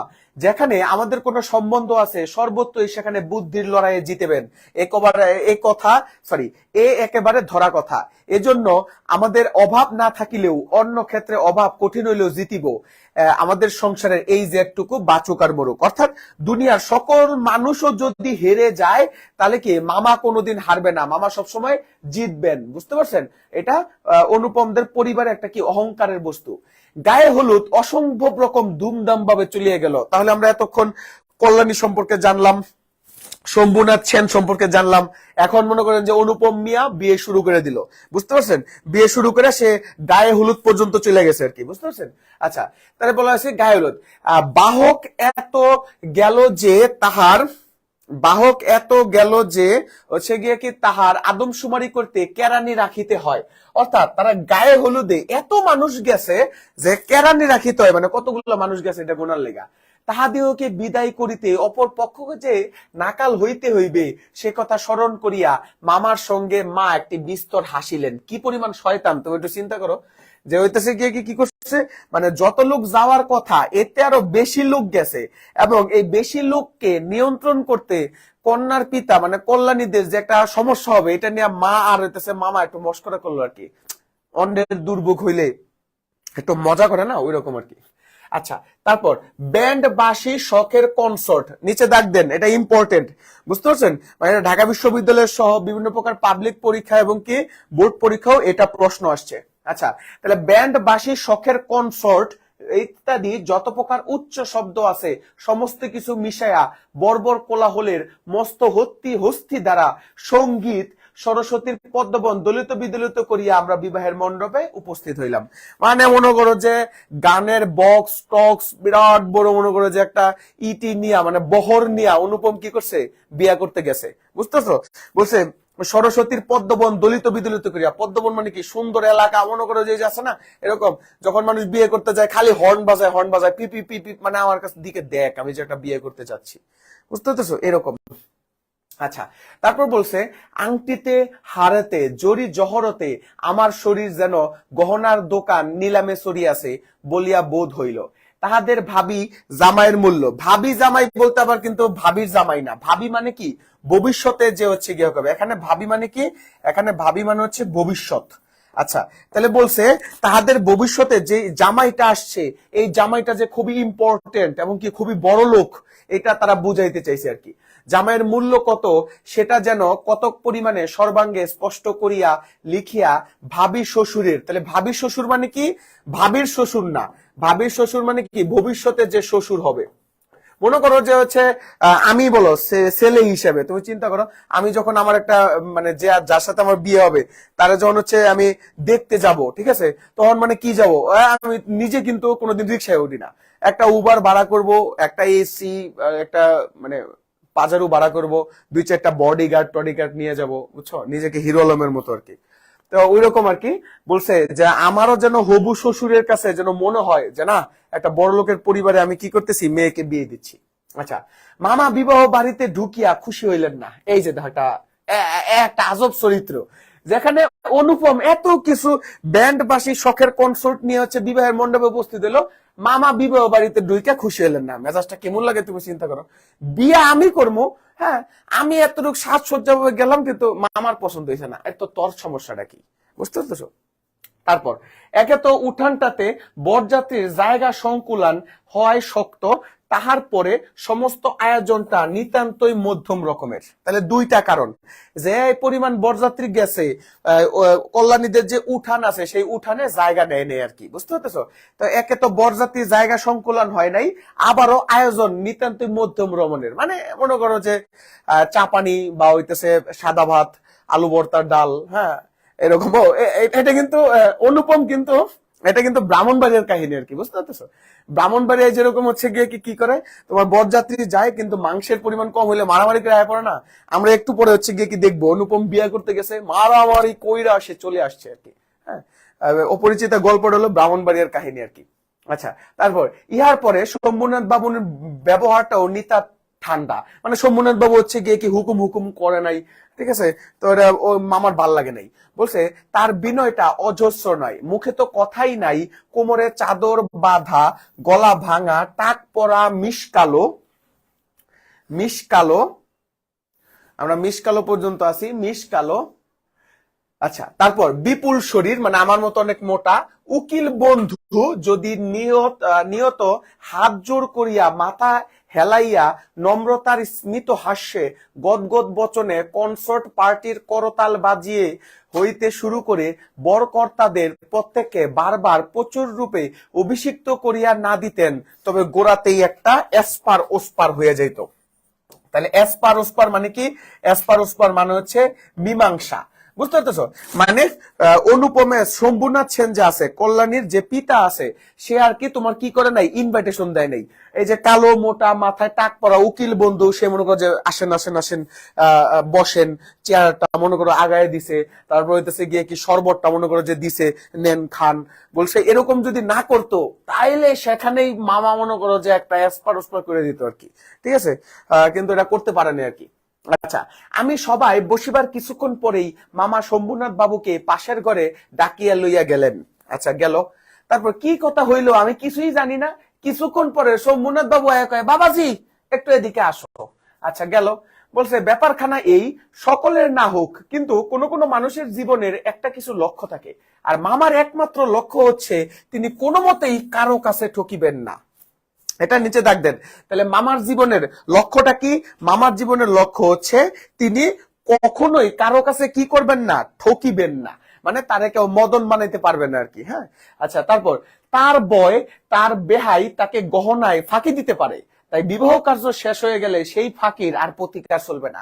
অনুপমের মামা মনে করছে যে কল্যাণীর বাপে আসল স্বর্ণ তো দিবে না, সে সিটি গোল্ডের স্বর্ণ দিয়ে দিতে পারে, তাই বিবাহের পূর্বে সে আগে কি করবা চায়, মানে 7 পাক ঘুরার আগেই আমি আগে কি করব, গহনা চেক করব। কি পরিমাণ শয়তান! এই মামারে যদি বর্তমান যুগে পাওয়া যেত, ওই যে ফার্মগেট এক্সপ্রেস হয়ে আছে না, এই সামনে খাড়া করে দিতাম আর গাড়িতে বলতাম যে তুই 100 কিলোমিটার দূরে দৌড়া। বুঝতে পারতেছো? আচ্ছা, তো মামা হচ্ছে গিয়ে কি ঠকবেন না, সে বিবাহের পূর্বে কি করতে চায়, গহনা পরীক্ষা করতে চায়। বলছে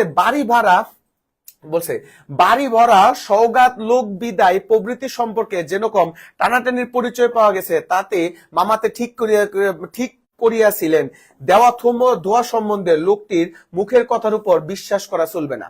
অর্থাৎ এই যে তোমার আয়োজন কম করছে বা হইতেছে এত গরিব ঘরের মানুষ, তাই মামা চিন্তা ভাবনা করছে যে শম্ভুনাথ সেনরে আর সারা যাবে না, সে হইতেছে গিয়ে কি করব, ভালো জিনিস হচ্ছে গিয়ে কি দিবে না। তাই মামা কি করছে, তাই মামা বিবাহের পূর্বেই আপনার কি করতে চাইছে, আপনার গহনা পরীক্ষা করতে চাইছে। এটা একটা অপমান না? আপনি একটু চিন্তা করেন। মনে করো যে হচ্ছে গিয়ে কি আমি বিয়ে করতে গেলাম, আমি বা একজনের বিয়ে করতে গেলাম, হ্যাঁ ধরো হচ্ছে গিয়ে কি সিম্মিকে আমি বিয়ে করতে গেলাম, তো যাওয়ার সময় আমি তো গিয়ে কি বললাম যে আমি বিয়ে করব, কোনো সমস্যা নেই, কিন্তু আমাকে যে যৌতুকের যে বাইকটা দিবেন সেই বাইকটা আমি একটু চালায় মানে টেস্ট করে নিব। কারণ এরকম আপনি বাইক দিলেন কিন্তু বাইক চললো না, কথাটা বুঝতে নেই, এরকম আর কি কাহিনী। বলছে সেই জন্য বাড়ির শেকরা শুদ্ধ। তাহলে শেকরা কি? শেকরা হচ্ছে স্বর্ণ পরীক্ষা করে যারা, স্বর্ণ পরীক্ষক অর্থাৎ এই যে আমরা যে বিভিন্ন স্বর্ণের দোকানে যে মানুষগুলো বসে থাকতে দেখি না, তাদেরকে বলা হচ্ছে গিয়ে কি শেকরা। তাই মামা কি করছে, বিবাহের পূর্বেই আপনার হচ্ছে গিয়ে কি শেকরা নিয়ে গেছে। আচ্ছা, অনেকক্ষণ আমরা হইতেছে গিয়ে কি পড়লাম। আজকের ক্লাসটা কেমন লাগতেছে? ডিউডিমার্সের ক্লাস একটু মাঝখানে বিরতি নেই, কেমন লাগতেছে আজকে ডিউডিমার্সের 2025 ব্যাচের শিক্ষার্থী যারা আছেন, ডিউডিমার্সের ক্লাসটা কেমন লাগতেছে? আপনাদের কি উপকার হবে বলে মনে হচ্ছে? ডিউডিমার্স কি পারবে আপনাদের মনের আশা পূরণ করতে? কি মনে হয়? একটু কমেন্ট করে জানান তো দেখি কি অবস্থা জনগণের। ডিউডিমার্সের যে হচ্ছে আজকে 2025 ব্যাচের যে সর্বপ্রথম এবং কি লঞ্চিং যে ক্লাসটা হলো বা হচ্ছে এখনো, কেমন হইতেছে ক্লাসটা? আচ্ছা, অনেকে লাভ রিয়েক্ট দিতেছে, ক্লাসটা কেমন হইতেছে একটু জানাবেন। আপনার একটি মন্তব্য আমাদের আরো ভালো সার্ভিস দিতে হচ্ছে গিয়ে কি আরো উদ্বুদ্ধ করবে। আচ্ছা, তায়েবা তুলি, নুসরাত জাহান অনেক ভালো, বাট বেক নেওয়া লাগবে না ভাইয়া। আচ্ছা, নুসরাত জাহান মনে করো যে সে এখনো অনুপমের বিয়েতে আছে, তুমি কি বরযাত্রী গেছো নাকি নুসরাত জাহান? আচ্ছা, একজন আরবি অনেক ভালো ভাইয়া, বেলাল হোসেন ভালো, সানজিন ওয়ালিজা, জি ভাইয়া আপনাদের অসংখ্য ধন্যবাদ, ডিউডিভার্সের সাথেই থাকবেন। ঠিক আছে, আচ্ছা, তারপর হচ্ছে গিয়ে কি দেখবো, সেজন্য বাড়ির শেকরা শুদ্ধ মামা কোষ্ঠী পাথর নিয়ে আনছে। বলছে পাশের ঘরে গিয়ে দেখিলাম মামা এক তক্তপোষে বসে আছে। তক্তপোষ মানে কি? আমরা যেটাকে বলি চৌকি, বুঝতে পারছেন? হচ্ছে গিয়ে কি চৌকির মতো যা আছে সেই চৌকির ভিতরে মামা বসে আছে। শেকরা তাহার দাড়ি পাল্লা কোষ্ঠী পাথর সমস্ত নিয়া কোথার ভিতরে বসে আছে, মেঝেতে। এইখানে হইতেছে গিয়ে কি, আচ্ছা পড়লে আর প্রবলেম হবে না। সাগর খান আপনার কাছে আমি কৃতজ্ঞ, ডিউডিমাস আপনার কাছে হচ্ছে গিয়ে কি কৃতজ্ঞ, আপনি আপনার বন্ধু বান্ধবদেরও এখানে কি করবেন, অ্যাড করে দিবেন, অসংখ্য ধন্যবাদ। আচ্ছা, তারপর বলছে তাহলে এটা ঢাকা বিশ্ববিদ্যালয়ের সব বিভিন্ন প্রকার পাবলিক বিশ্ববিদ্যালয়ে এই প্রশ্নটা আসছে, নিচে দাগ দিবেন। তাহলে মামা কোথায় বসা ছিল? মামা তক্তপোষে বসে ছিল। তক্তপোষ মানে কি? তক্তপোষ মানে হচ্ছে গিয়ে একটা চৌকি, মানে যেটা কাঠ দিয়ে নির্মিত। আর শেখরা বসেছিল কোথায়? শেখরা বসেছিল মেঝেতে। আচ্ছা, তারপর হইতেছে গিয়ে কি দেখি আমরা আরেকটু সামনের দিকে যাই, আরেকটু সামনের দিকে যাই। আচ্ছা ঠিক আছে, বলছে শম্ভুনাথ বাবু আমাকে বলিলেন, তোমার মামা বলিতেছেন বিবাহের কাজ শুরু হইবার আগেই কন্যার সমস্ত গহনা যাচাই করিয়া দেখিবেন, তুমি তাহাতে কি বলো? মানে শম্ভুনাথ সেন তো মনে করো যে হচ্ছে গিয়ে কি করা জিনিস, সে যে কি করছে, অনুপমকে ডেকে আনছে, বলছে আচ্ছা তোমার মামা তো কয় বিবাহের আগে স্বর্ণ গয়না দেখে নিতে, এখন তুমি কি বলো? মানে হইতেছে গিয়ে কি আমার মেয়ে বিয়ে করবা তুমি, এখানে মামা কি? কিন্তু মামা যেহেতু এই কথাটা বলছে, এখন তুমি কি বলো? ওই যে বাংলা সিনেমায় তুমি দেখো না যে জামাইয়ের বাপে যদি যৌতুকের জন্য বিয়ে না করে, তখনই হইতেছে গিয়ে কি ইয়েরা অন্যান্য হইতেছে পোলাপান বলে যে মানে মানে শ্বশুর বাড়ি এসে জিজ্ঞেস করে যে বাবা তোমার বাপ তো যৌতুকের জন্য বিয়ে করতেছে না, তখন বর বলে বাবা আমি যৌতুক ছাড়া বিয়ে করবো। শম্ভুনাথ সেন এটা চাইছিল, কিন্তু আসলে এটা পায় নাই। আমি মাথা হেট করিয়া চুপ করিয়া লইলাম। মামা বললেন, ও আবার কি বলিবে? আমি যা বলিব তাই হবে। শম্ভুনাথ বাবু আমার দিকে চাহিয়া বললেন, সেই কথাই কি তবে ঠিক? উনি যা বলবেন তাই হইবে? এই সম্পর্কে তোমার কিচ্ছু বলার নাই? শম্ভুনাথ সেন আশ্চর্য হয়েছে। অনুপমের কাছে যখন জিজ্ঞেস করছে, তারপর তখন অনুপম কি বলছে, মামা কি বলছে, ও আর কি বলবে, আমি যা বলবো তাই হইতেছে গিয়ে কে রাইট।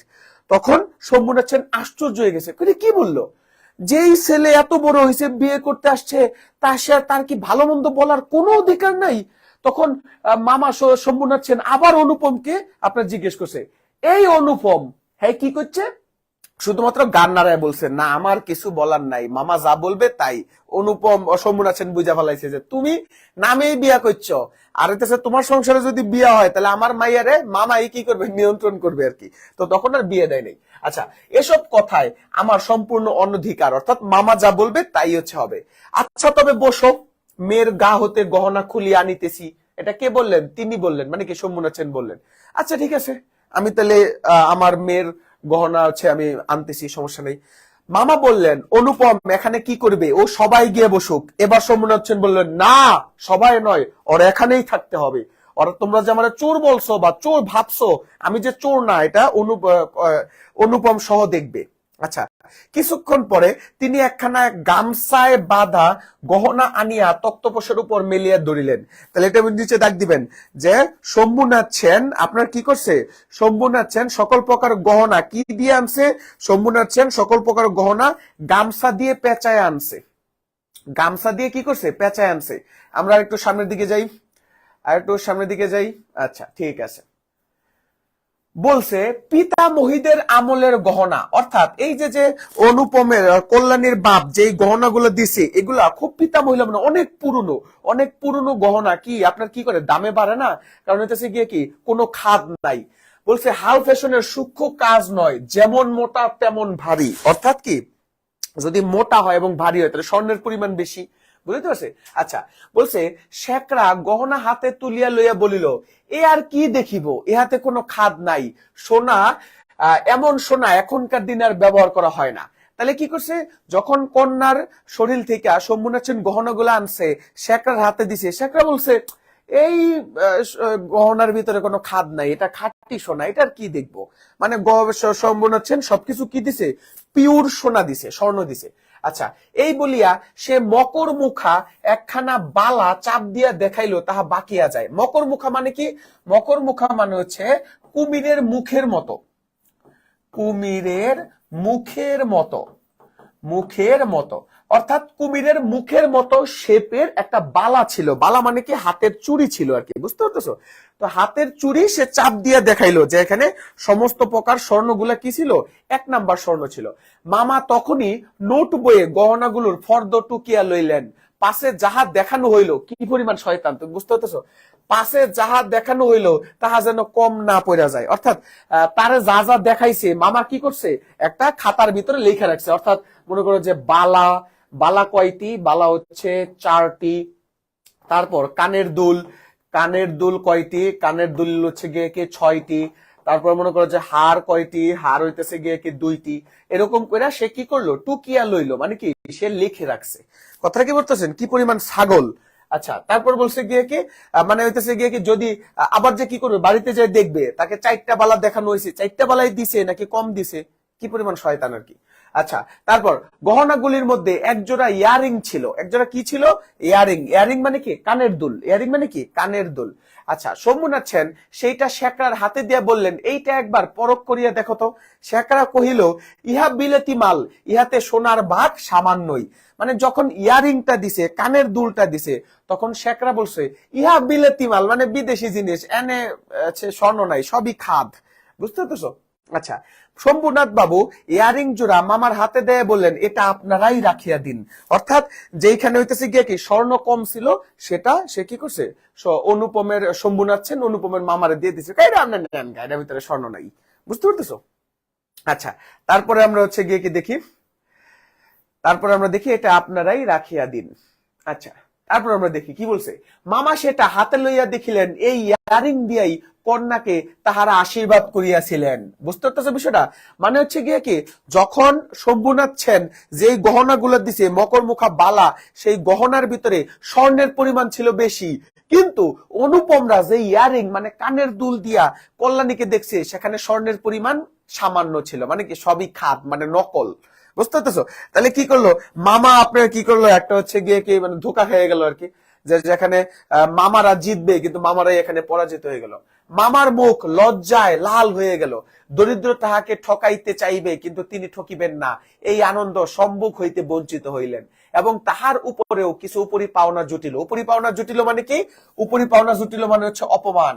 অর্থাৎ মামা কি করছে, মামা হচ্ছে গহনা পরীক্ষা করতে যাইয়া সে ভাবছিল সেখানে নকল ধরা পড়বে, সে শম্ভুনাথ সেনকে একটু হচ্ছে গিয়ে গালি দিবে, অপমান করবে, কিন্তু আসলে কি হয়েছে, মামাই অপমানিত হয়ে গেছে। বুঝতে পারছেন? এটা দিয়ে এটা হচ্ছে গিয়ে কি বোঝাইছে। আচ্ছা, তারপর হইতেছে গিয়ে কি বলছে, অত্যন্ত মুখ বার হইয়া বলিলেন, অনুপম তুমি যাও, সবাই গিয়ে বসোগে। শম্ভুনাথ সেন বলেন, না, এখন সবাই বসতে হইবে না, চলুন আপনারা আগে আপনাদের খাওয়াই দেই। মামা বললেন, সে কি কথা, লগ্ন? ও লগ্ন মানে কি? লগ্ন মানে হচ্ছে শুভ সময়। আমরা জানি যে আমাদের সনাতন ধর্মাবলম্বীতে শুভ সময়ে, আমাদের সময়ের ভিতরে কতগুলো সময় আছে খারাপ সময়, যেমন সন্ধ্যার সময়, এটা হচ্ছে একটা কাল সময়, তারপর শনিবার একটা খারাপ দিন, মঙ্গলবার একটা খারাপ দিন, এরকম দিন আছে না? তো হিন্দুদের বিয়ে হয় শুভ সময়ে। বলছে সেজন্য কিছু ভাবিবেন না। মানে এটা কি বুঝাইছে, হিন্দুদের হচ্ছে যখন বিয়ে হয় সনাতন ধর্মাবলম্বীদের, তখন বিবাহের পূর্বে মেয়ে অর্থাৎ কন্যা এবং বর কেউ খাইতে পারে না। কিন্তু শম্ভুনাথ সেন বলছে, আরে আপনারা কি করেন, আগে খেয়ে নেন। তখন মামা বলছে, আরে ভাই, বিয়ের আগে যেখানে খায় না নিয়ম, সেখানে আপনি খাইতে বলতেছেন, আবার যদি শুভ সময় বা লগ্ন যদি ভ্রষ্ট হয়ে যায়, তখন আমি বিয়ে করাবো কেমনে? তখন দেখেন শম্ভুনাথ সেন কি বলে, লোকটি নেহাত ভালো মানুষ ধরনের, কিন্তু ভিতরে বেশ একটু জোর আছে বলিয়া বোধ হইল। মামাকে উঠতে হইল, বরযাত্রীরও তার আহার হইয়া গেল। আয়োজনের আড়ম্বর ছিল না, কিন্তু রান্না ভালো, সমস্ত বেশ পরিষ্কার পরিচ্ছন্ন বলিয়া সকলেই তৃপ্তি করিয়া খাইল। বরযাত্রী খাওয়া শেষ হইলে শম্ভুনাথ সেন আমাকে খাইতে বললেন। মামা বললেন, সে কি কথা, বিবাহের পূর্বে বর খায় কিভাবে? মানে শম্ভুনাথ সেন যখন বলছে যে তুমি আসলে খেয়ে নাও, তখন মামা বলতেছে সে কি কথা, যেখানে নিয়ম বিবাহের পূর্বে হইতেছে গিয়ে কি বর কনে খেতে পারবে না, কিন্তু আপনারা বলছেন হচ্ছে গিয়ে কি খাবেন, এটা কি কথা? বুঝতে পারছেন? আচ্ছা, তাইলে এতটুকু পর্যন্তই হচ্ছে আজকে থাকবে, একটা ক্লাইম্যাক্স রয়ে গেল আর কি। বুঝতে পারছো যে এরপরে অনুপম কি আসলে বিয়ে করতে পারছিল নাকি পারেন নাই? এটা পড়ার জন্য হইলেও তোমাকে কিন্তু বইটা কিনতে হবে, এটা পড়ার জন্য হইলেও কিন্তু তোমার পরবর্তী ক্লাসে আসতে হবে। বুঝতে পারছি? এতটুকু পর্যন্ত থাকলো, তোমার মনের ভিতরে একটা আকাঙ্ক্ষা জাগবে, ইস ভাই বিয়ে নিয়ে গেল, ক্লাইম্যাক্স পর্যন্ত গেল, অর্থাৎ ঝগড়া হইতেছে, এর ভিতরে জিতলো কেডা? আচ্ছা, অনুপম কি বিয়ে হয়েছিল? অনুপম কি মামাকে মানে বিরোধ খাটায়া হইতেছে গিয়ে কি নতুন করে কল্যাণীকে কি বিয়ে করছিল, নাকি সবাই একদিকে চলে গেছে, কল্যাণের অনুপম হাত ধরে পালাই গেছিল? কি হয়েছিল কাহিনীটা, এটা দেখার জন্য আমরা হচ্ছে গিয়ে কি আগামী দিন আমরা ওয়েট করব। এটা হচ্ছে আগামী দিন আমরা হচ্ছে ওয়েট করব। তোমরা আগামী দিন দেখবা যে আজকে সোমবার, মঙ্গলবার, বুধবার, আগামী বুধবারে হইতেছে গিয়ে কি তোমাদের বাংলা 7:30টায় ক্লাস আছে, 7:30টায় আমরা বাকিগুলো দেখবো। ঠিক আছে? আসলে ক্লাস কর বেডা, 2 দিন তো পরে লাগবে, তারপর আর বিয়ে হবে না। আচ্ছা, অনেকে হচ্ছে গিয়ে কি বলছে বিয়ে হবে না। অসংখ্য ধন্যবাদ তোমরা যারা পড়ছো, তোমরা ডিউডি মাসের সাথেই থাকো। আমাদের আরেকটা ক্লাস 9:30 9টায় হবে এই ডিউডিমার্স পেজেই সবচেয়ে ইম্পর্টেন্ট ক্লাস, ইংরেজি ক্লাস। তো সেই ইংরেজি ক্লাসের জন্য 9:30টায় তোমরা কি থাকো, আমাদের ডিউডিমার্সে হচ্ছে গিয়ে কি চোখ রাখো। বুঝতে পারছি?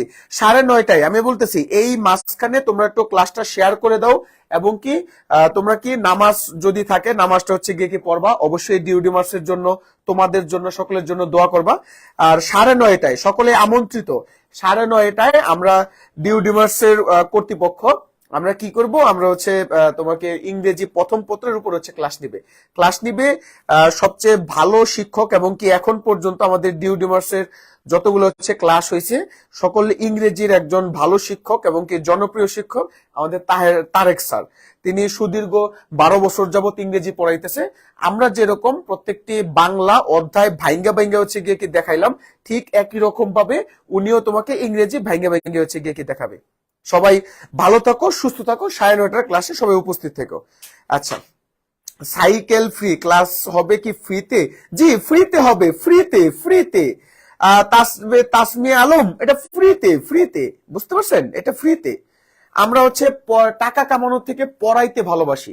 আমাদের ডিউডিমার্স একটা মিশনে আছে। সেই মিশনটা কি, অনলাইনে ভুইফুর মোটিভেশন, স্লাইড দেখানো পড়া, উচ্চ কোর্স ফি এবং কি ভিডিও দেখা পড়া, এই সকল অনেক অরাজকতা চলতেছে। আমরা ডিউডিমার্স নতুন দিগন্ত উন্মোচিত করার চেষ্টা করতেছি। আমাদের ক্লাসে দেখবেন পড়া ছাড়া ওই সস্তা মোটিভেশন এই সেই এগুলো আমাদের দেই না। আমরা পড়াতে বিশ্বাসী। তাই টাকা কামানোর আগে, কোর্সের আগে আপনি ফ্রি ক্লাস করেন, কিভাবে পড়তে হবে সেটা দেখেন, প্রত্যেকটা অধ্যায় কিভাবে শেষ করতে হবে সেটা দেখেন, কিভাবে কলেজে এবং এইচএসসি তে ভালো করতে হয় সেটা দেখেন। সবাই ভালো থাকবেন, সুস্থ থাকবেন। আসসালামু আলাইকুম।